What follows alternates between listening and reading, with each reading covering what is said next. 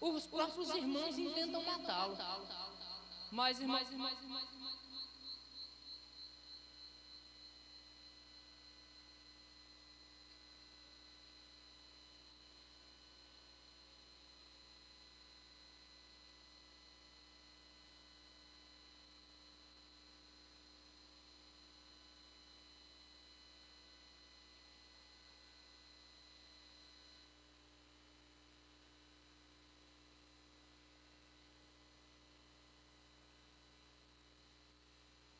conseguem, jogam ele num buraco fundo lá, aí tiram do buraco fundo e vendem ele como escravo. O filhinho predileto agora se tornou escravo. Olha que legal. Diga pressões.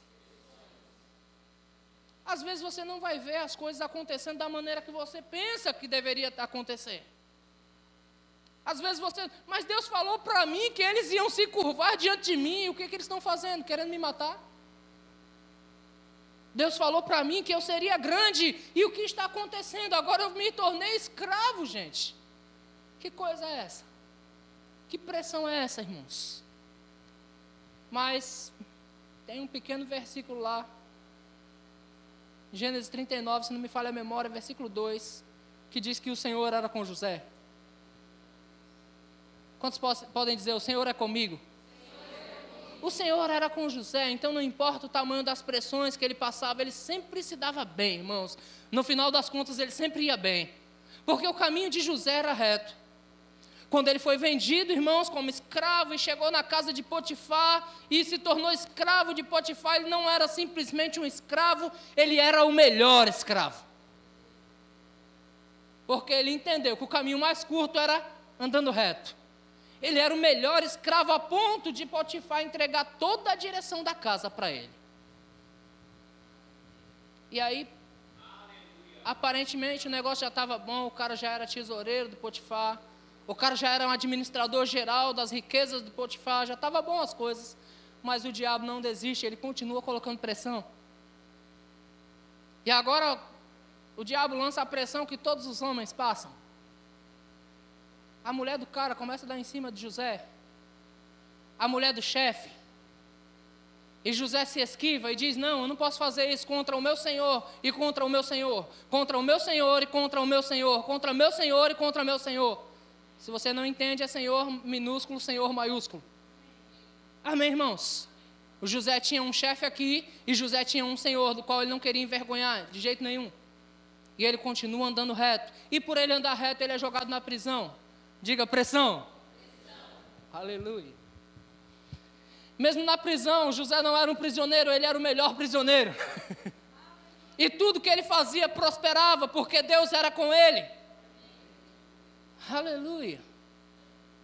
Porque Deus era com ele, irmãos. Diante de todas as pressões que ele passou, ele continuou vencendo. Continuou vencendo, continuou vencendo. Até chegar na plenitude daquilo que Deus tinha planejado para ele. Caio ministrando aqui cheio de graça, ele ministrando dentro da palavra de Deus, dizendo, eu é que sei, que pensamento eu tenho a teu respeito. Deus é que sabe que pensamento tem a nosso respeito, irmãos, e é pensamento de paz e não de mal. Fique tranquilo quanto às pressões, irmãos, o pensamento de Deus é bom a teu respeito. Fique tranquilo se estão pressionando, se você está sendo pressionado, certamente é porque você está indo a lugares mais fundos. Mais profundo, irmãos, você está indo aonde muitos não foram. Então a pressão vem contra você e vem com força. E aí eu pensando nessa pressão, eu também me lembrei do astronauta, ele tem que usar aquela roupa, não tem? Porque senão a pressão não deixa que ele respire quando ele sobe mais alto. Você percebe que quando um astronauta ele sai da nossa órbita, ele passa disso, aí ele já tem que usar aquela roupa com oxigênio mandado, porque senão ele não aguenta a pressão, porque ele está indo ao lugar mais alto. Sempre que você estiver passando por pressão, é porque você ou está indo mais profundo nas coisas, ou você está subindo mais alto. Eu aprendi, irmãos, que não se joga pedra em árvore que não é frutífera. Só se joga pedra em árvore que dá fruto. Quando está dando fruto, então alguém quer tirar alguma coisa dali. E às vezes você está passando por um monte de pressões. E você fica aí, mas por que eu, Senhor? É porque você é escolhido por Deus para fazer coisas grandes. Irmão, se você olhar para o lado, de repente você não vê um grande governador aqui. Mas sabe, Deus viu José quando ele ainda era um menino. Para governar o Egito, para sustentar as nações. E Deus já vê você. 2 amém. 2 pessoas pegaram só. Deus já vê você, irmãos. E não importa o que você esteja passando, Deus já vê você. E eu creio, irmãos, Deus não nos chamou aqui. Eu não acredito que nós estamos aqui para nada, queridos. Nós estamos aqui para fazer coisas grandes. Nós estamos aqui para impactar o mundo. Nós estamos aqui, irmãos, para transformar o mundo. Deus nos chamou como igreja para sermos representantes dEle, irmãos. E representando a Ele, nós estamos aqui para incomodar as trevas. Para entrar nas trevas e falar: trevas, sai da frente porque eu estou passando. E aonde eu passar as coisas vão acontecer, porque eu estou aqui como representante de Deus.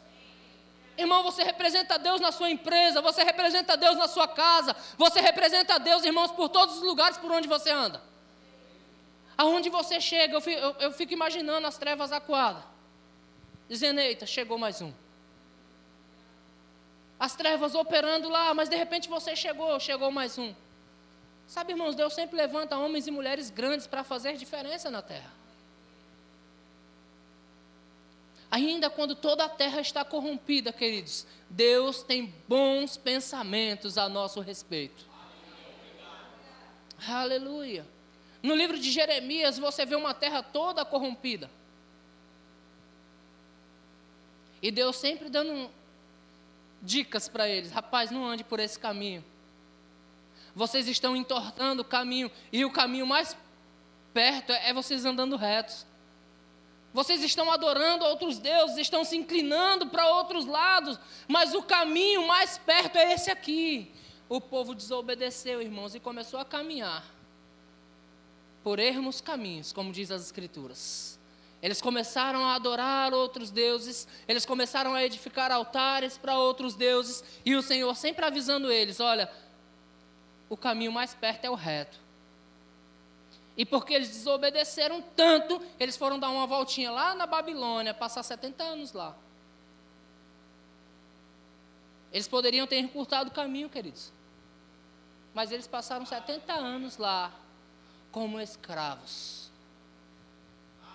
Recebendo todo tipo de pressões. Mas havia projeto de Deus para a vida daquele povo. E quando há projeto de Deus, irmãos, Deus, Ele perdoa. Deus, Ele chama de volta para perto, porque Deus te ama. Amém. Aleluia. Depois desse momento de pressão hoje, no final da tarde, eu vinha vindo de casa para cá, e eu vim de pé, conversando com o Senhor, e de repente subiu uma alegria no meu coração. E eu já sou um cara alegre, então eu alegre, fico mais alegre ainda. A vontade que eu tinha era de vir dançando de lá para cá, ir pulando e cantando. Subiu uma alegria dentro de mim, irmão, simplesmente pelo fato de ter o Senhor ao meu lado. Às vezes nós ficamos olhando, irmãos, para as pressões e dizemos: Pai, isso não está dando certo, isso não está dando certo, isso aqui também não. E o Senhor diz: bobinho, eu estou contigo. O que você precisa? Eu estou contigo.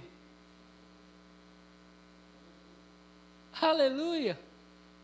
Me sinto tão só, Senhor. Só vejo uma pegada na areia. Eu estou te carregando no colo, bobinho. Eu estou contigo. Às vezes nós ficamos olhando, irmãos, para as circunstâncias e dizendo: Senhor, eu não aguento mais. Quantos aqui já disseram essa palavra? Eu não aguento mais, Senhor. Parece criança, né, irmãos? Desculpa aí, mas... Senhor, eu não aguento mais. O Senhor disse: ei, eu estou contigo. Deus nos ama tanto, irmãos. Deus nos ama tanto que Ele sempre vai nos dar o escape. Deus sempre vai nos dar escape. E quando você recebe pressões, irmãos, na sua mente, o seu corpo não aguenta. Você sabe disso, que o seu corpo não aguenta as pressões emocionais? Você sabe que pressões emocionais matam mais do que qualquer outra doença que já existiu? Quer um exemplo? Eu soube de pessoas, vou falar um nome aqui que a maioria não conhece. Leandro, da dupla Leandro e Leonardo, alguém conhece?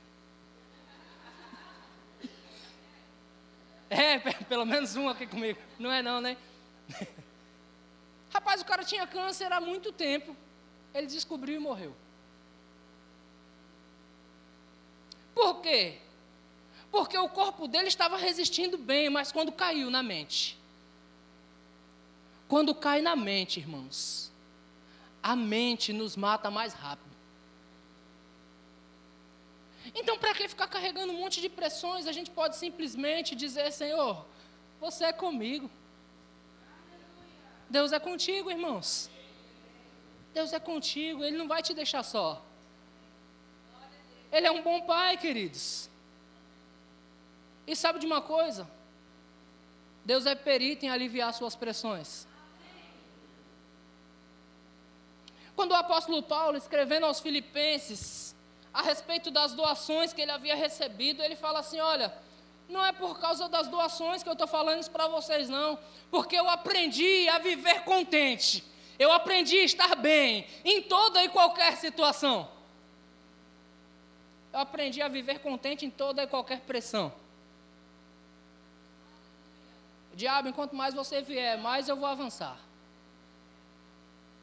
Diabo, enquanto mais você vier, mais eu vou para cima. E nem ouse, porque eu vou ganhar mais vidas ainda. E nem ouse, porque se eu trabalhava 2 horas para o Senhor por dia, agora eu vou aumentar para 4. Se eu evangelizava 1 vez por mês, agora eu vou dobrar, eu vou fazer 2 vezes. Se eu orava 2 horas por dia, agora eu vou orar 5 horas. Porque você está muito ousado. Aí sabe o que acontece? Você coloca pressão sobre o cão. Aí ele fica pressionado.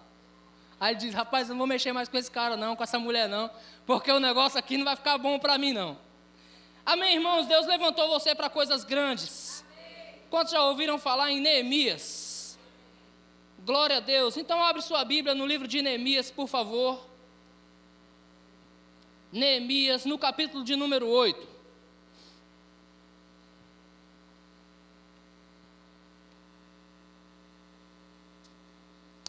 Neemias 8, versículo 9.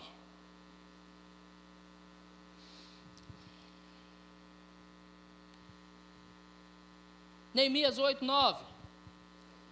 Diz assim, eu sei que a leitura não está na tela hoje, mas eu vou adiantar um pouco. Neemias, que era o governador, e Esdras. Diga Neemias e Esdras. Eita, uma boa dupla, né? Neemias, que era o governador, e Esdras, o sacerdote e escriba, e os levitas que ensinavam todo o povo, lhes disseram: este dia é consagrado ao Senhor nosso Deus, pelo que não pranteeis nem choreis. Nas minhas palavras, a pressão acabou. A pressão acabou, pelo que não pranteeis nem choreis, porque todo o povo chorava ouvindo as palavras da lei. Que palavras foram essas? As palavras que lembraram eles que o caminho que eles tomaram foi um caminho errado, e por isso eles passaram 70 anos como escravos. Todo o povo chorava com isso. Versículo 10, disse-lhe mais: ide comei carnes gordas, e tomai bebidas doces, e enviai porções aos que não têm nada preparado para si, porque este dia é consagrado ao nosso Senhor. Portanto, não vos entristeçais, porque a alegria do Senhor é a vossa força. Não é tempo de tristeza, é tempo de se alegrar. É tempo de se alegrar, irmãos. É tempo de passar por cima. Mas você vê esse texto, irmãos, em Neemias. Aí você de repente não conhece a história. Que história é essa? Neemias foi levantado por Deus para reerguer os muros de Jerusalém. Neemias foi chamado por Deus para fazer uma grande obra, porque ele mesmo dizia, quando chamavam ele para fora, porque a Bíblia diz que se levantaram alguns contra ele. Quando chamaram ele para fora daquilo que ele já estava fazendo, ele dizia: ei, não posso, estou fazendo uma grande obra e não posso parar. Deus chamou você e a mim para fazermos coisas grandes, queridos.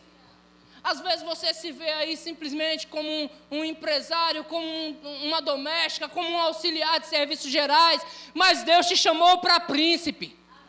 Deus te chamou para rainha. Não foi para qualquer coisa. Ele chamou você para grandes coisas. Mas as pressões vêm, como vieram para Neemias. Abre Neemias capítulo 4. Neemias 4, por favor.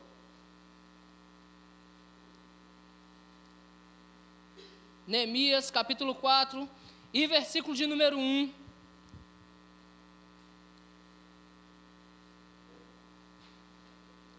Neemias e Esdras, irmãos, são dois livros ligados um com o outro. Esdras reconstruiu o templo, Neemias reconstruiu os muros de Jerusalém, ou seja, aquilo que havia sido destruído, Deus levantou homens para reconstruir.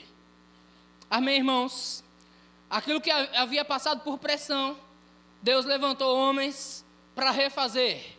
Neemias 4:1 diz: tendo Sanbalate ouvido que edificávamos o muro, ardeu em ira e se indignou muito e escarneceu dos judeus. Então falou na presença de seus irmãos e do exército de Samaria e disse: que fazem estes fracos judeus?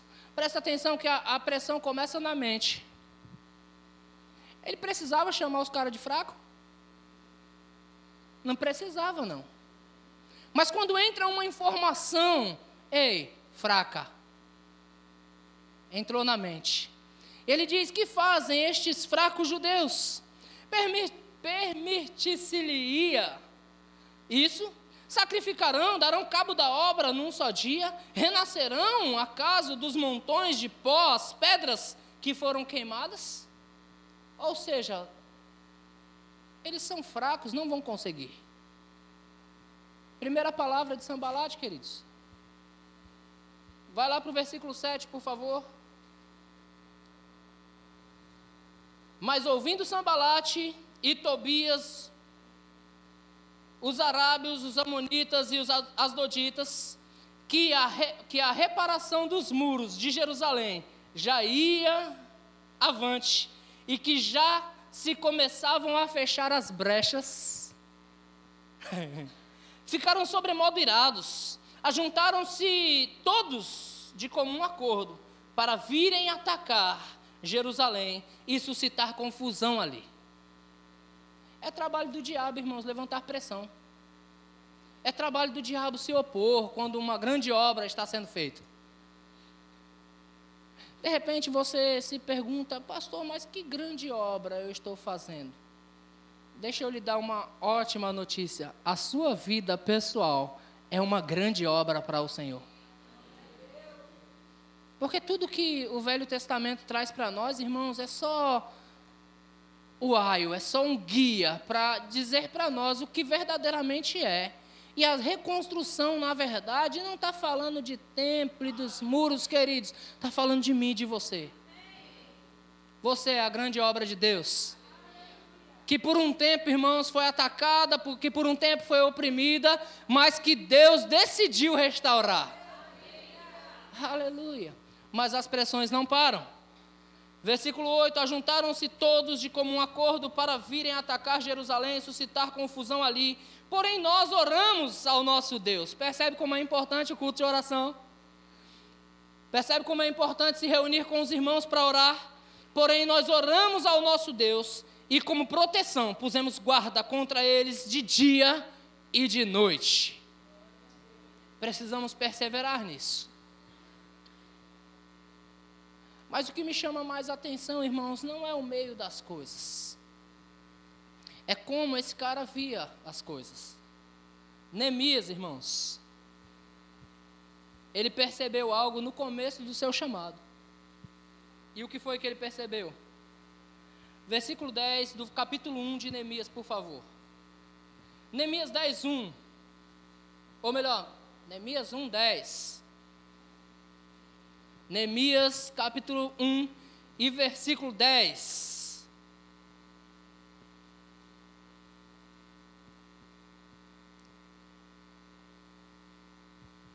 Obrigado, Pai. Aleluia. Diz assim: Neemias está orando ao Senhor e ele diz: estes ainda são os teus servos e o teu povo que resgatastes, com grande poder e com a tua mão poderosa. Diga, a mão poderosa do Senhor. Pula para o capítulo 2, versículo 8. Neemias aqui, ele está pedindo auxílio ao rei. E ele diz no versículo 8, como também carta para Asaf, coisa que ele estava pedindo para poder reconstruir os muros. Como também carta para Asaf, guarda das matas do rei, para que me dê madeira para as vigas das portas da cidadela, do templo, para os muros da cidade e para a casa em que deverei alojar-me. E o rei mas deu, porque a boa mão do meu Deus era comigo. Então, se você quiser saber o segredo para continuar bem na fita, posso falar assim? É você confiar que a boa mão do Senhor está contigo. A boa mão do Senhor está conosco, irmãos. A boa mão do Senhor está contigo nisso. A boa mão do Senhor está te sustentando na tua saúde, irmãos. A boa mão do Senhor está te sustentando nas tuas finanças. Você só pensa que está quebrado, mas o meu Deus não é quebrado. Você só pensa que está falido, mas o meu Deus não é falido. E Paulo diz, o meu Deus, segundo a sua riqueza em glória, há de suprir em Cristo Jesus cada uma das vossas necessidades. Eu vou falar em outras palavras, eu vou fazer uma nova versão da Bíblia. E o meu Deus, segundo a sua riqueza em glória, há de livrar cada um de todas as suas pressões. Deus nos livra, irmãos. Deus nos livra de pressões. Amém, irmãos? Vamos colocar outro aqui, vamos para o livro de Esdras, por favor. Esdras capítulo 7. Como eu disse, Neemias e Esdras estavam juntos nisso. Esdras 7, e versículo de número 6.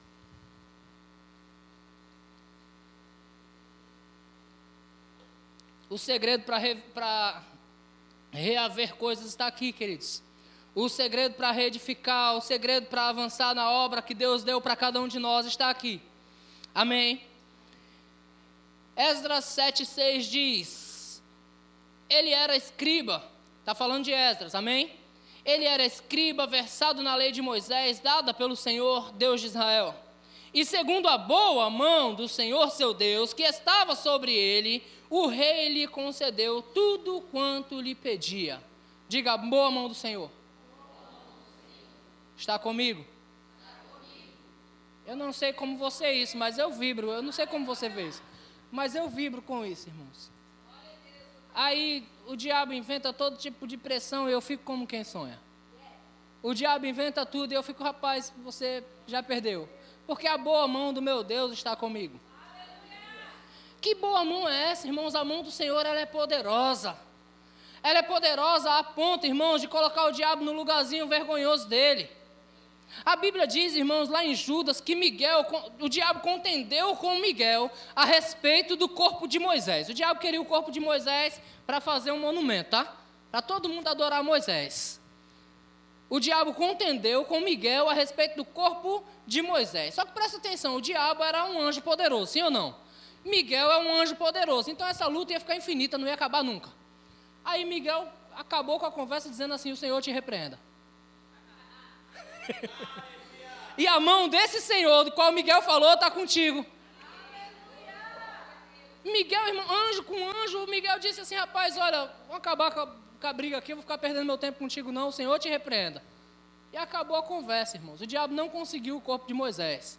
Fica tranquilo, Moisés está lá com o Senhor. A Bíblia fala que depois ele apareceu junto com Jesus na transfiguração. Amém?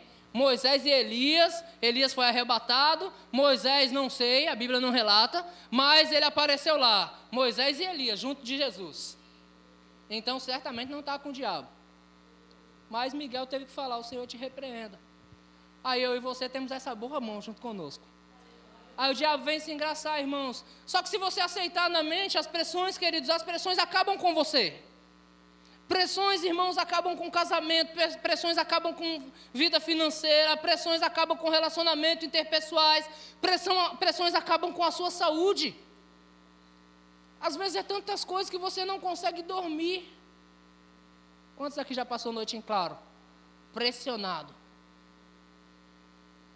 Pressão, irmãos. Muita coisa a sua mente não para, ela fica girando assim, ó. A mente fica girando.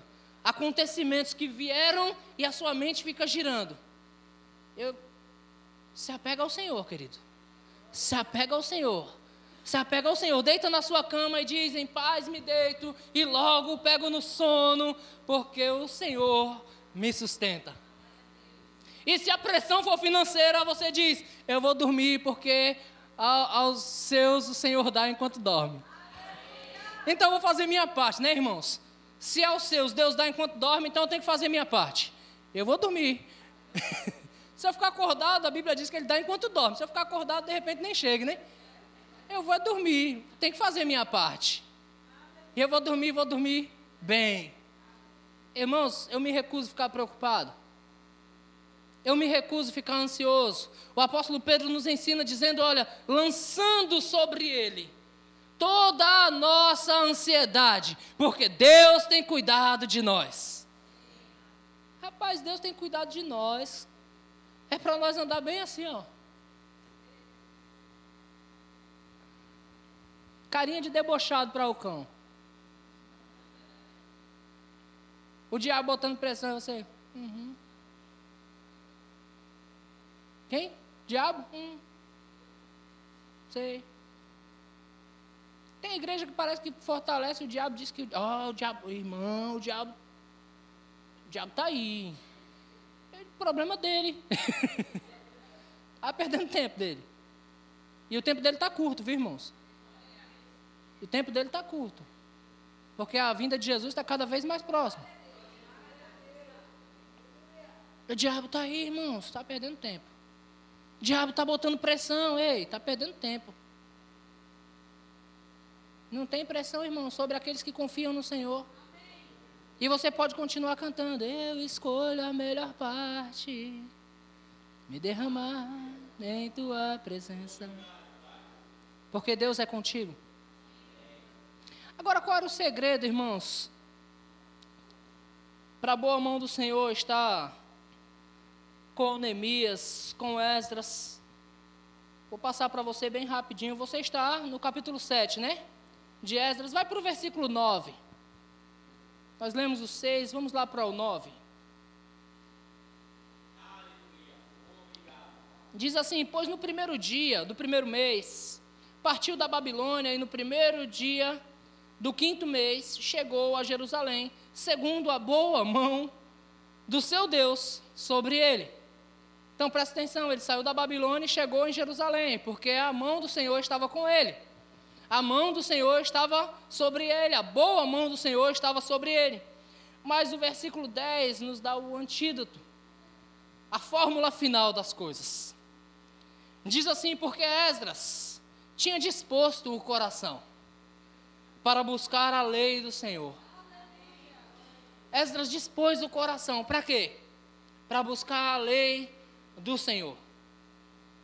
Irmãos, quando você se enche da palavra do Senhor, a Bíblia diz que o coração fala daquilo que está cheio o coração. A boca fala daquilo, o coração não fala, tá? Corrigindo. A boca fala daquilo que está cheio o coração. Esdras se dispôs em buscar a lei do Senhor.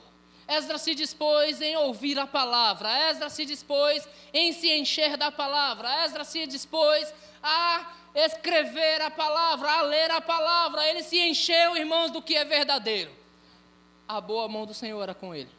A boa mão do Senhor. Em outras palavras, ele escolheu o caminho reto. Porque o espaço mais curto entre um ponto e outro é o caminho reto. E a palavra do Senhor é reta. E a palavra do Senhor diz o que a teu respeito? Ei, a palavra do Senhor diz que você é filho de Deus. Amém? Se você ainda não sabia dessa, diga: eu sou filho de Deus. A palavra do Senhor diz que se nós somos filhos, nós também somos herdeiros. Diga: eu sou herdeiro de Deus. Você acha pouco isso? Já está bom ou eu continuo? A palavra do Senhor diz que o Senhor é o nosso pastor e nada nos faltará. Aleluia.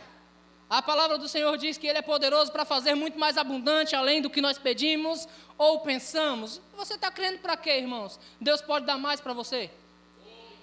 Ah, pastor, eu estou crendo para sair das dívidas. Deus pode fazer você sair das dívidas. Deus pode fazer você superabundar em toda a graça, para que você, tendo sempre em tudo ampla suficiência, você também colabore com a obra do Senhor.